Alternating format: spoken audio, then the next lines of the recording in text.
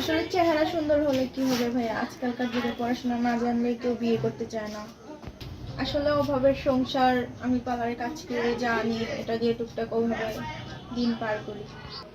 এখন বিয়ের বয়স ভাই, কেউ যদি চেহারা বয়স এটা দেখতে চায় না, কেউ যদি ভালোবেসে আমার পাশে থেকে বিয়ে শাদী করতে। দর্শক, আপনাদের প্রীতীয় শুভেচ্ছা জানিয়ে শুরু করছে আমাদের আজকের প্রতিবেদন।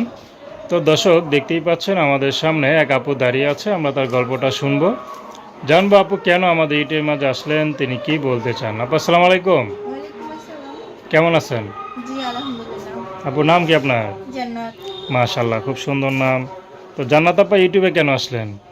ভাইয়া অনেক কষ্ট করে আসছি, অনেক কষ্টের মাঝে, তার জন্য।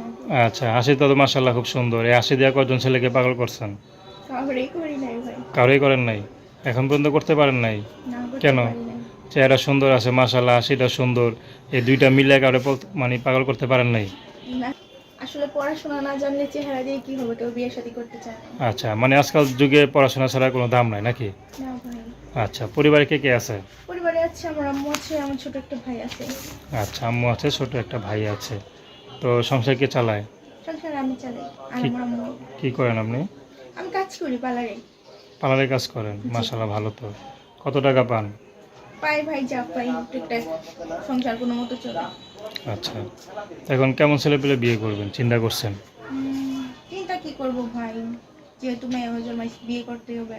যেরকমই হোক না কেন, যদি বিবাহিতও হয়, যদি আমার পাশে থেকে আমার দায় দায়িত্ব নেয়, তাহলে আমার একটা ছোট ভাই আছে, আমার মা আছে, সবকিছু জেনে আমার পাশে যদি কেউ থাকতে চায়, এরকম যদি একটা ভালো মনের মানুষ পাই, তাহলে আমি বিয়ের সাথে বসবো।